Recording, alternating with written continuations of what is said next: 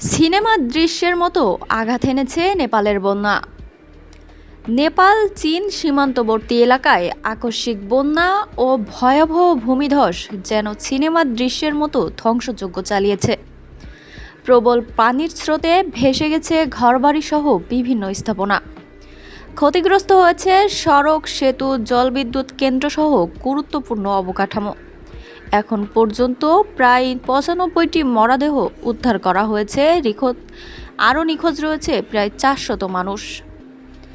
নেপালের ভোতে কোশি নদীর তীরবর্তী রাসুয়া ও নোয়াকোট জেলার কয়েকটি এলাকা সবচেয়ে বেশি ক্ষতিগ্রস্ত হয়েছে। স্থানীয় কর্মকর্তাদের ভাষায় দুর্যোগের ক্ষয়ক্ষতির মাত্রা কল্পনারও বাইরে। সন্ধ্যা ঘনিয়ে আসার সঙ্গে সঙ্গে নিখোঁজদের উদ্ধারে সময়ের সঙ্গে পাল্লা দিয়ে কাজ করছেন উদ্ধারকারীরা।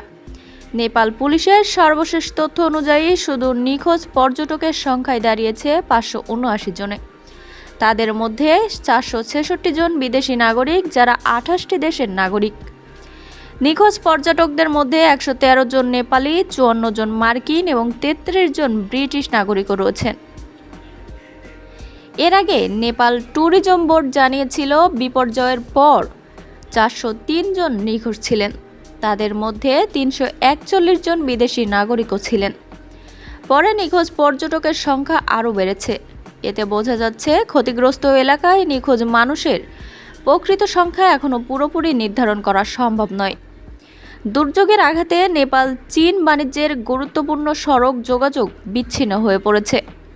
ভোতে কোশি নদীর তীরবর্তী এলাকায় থাকা হাইওয়ে, সেতু, জলবিদ্যুৎ অবকাঠামো ব্যাপক ক্ষতিগ্রস্ত। চীনের সীমান্তবর্তী অংশেও সড়ক, বিদ্যুৎ ও যোগাযোগ ব্যবস্থা বিচ্ছিন্ন হওয়ার খবর পাওয়া গেছে। রসুয়াগাধী হয়ে প্রতি বছর হাজার হাজার পর্যটক তিব্বতের কৈলাস মানস সরোবরের দিকে যাতায়াত করেন। পাশাপাশি জনাই পূর্ণিমা উপলক্ষে শত শত নেপালি তীর্থযাত্রীও ওই অঞ্চলের গোসাইকুণ্ডেও যান। ফলে দুর্যোগের সময় ওই এলাকায় বিপুল সংখ্যক পর্যটক ও ভ্রমণকারী উপস্থিত ছিলেন। প্রাথমিক ধারণা করা যাচ্ছে, ভোতে কাশী নদীর উজানে কোনো হিমবাহ সৃষ্ট হ্রদের পানি হঠাৎ বেরিয়ে আসার কারণে বন্যা ও ধ্বংসযজ্ঞের সূত্রপাত হতে পারে। তবে দুর্যোগের সুনির্দিষ্ট কারণ ও ক্ষয়ক্ষতির পূর্ণ চিত্র এখন নিশ্চিত নয়। নেপাল সরকারের পক্ষ থেকে উদ্ধার কাজ জোরদার করা হয়েছে। হেলিকপ্টার সহ বিভিন্ন উদ্ধারকারী দল নিখোঁজদের সন্ধানে কাজ করছে। নিরাপত্তা বাহিনীর সদস্যদের পাশাপাশি স্থানীয় বাসিন্দারা উদ্ধার অভিযানে অংশ নিচ্ছেন।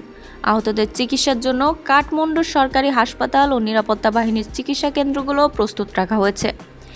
এই ঘটনায় বাংলাদেশের পক্ষ থেকেও শোক ও সংহতি জানানো হয়েছে। পররাষ্ট্র মন্ত্রণালয়ের এক বিবৃতিতে বলা হয়, বাংলাদেশ সরকার নেপালের সরকার জনগণের প্রতি সমবেদনা জানিয়ে উদ্ধার ও ত্রাণ কার্যক্রমে সম্ভাব্য সব ধরনের সহায়তা দেওয়ার আগ্রহ প্রকাশ করেছে। গত বছরও একই এলাকায় আকস্মিক বন্যায় ১৮ জন নিহত হয়েছিলেন। ৬ বিলিয়ন নেপালি রুপির বেশি ক্ষয়ক্ষতি হয়েছিল। এবার সেই ক্ষত শুকানোর আগেই আরও ভয়াবহ দুর্যোগে সীমান্তবর্তী জনপদগুলোতে নেমে এসেছে শোকের ছায়া। প্রবল স্রোতে ভেসে যাওয়া বসতি, ধ্বংসস্তূপের চিত্র দেখে স্থানীয়দের অনেকেই বলছেন, এ যেন বাস্তব নয়, কোনো ভয়াবহ সিনেমার দৃশ্য।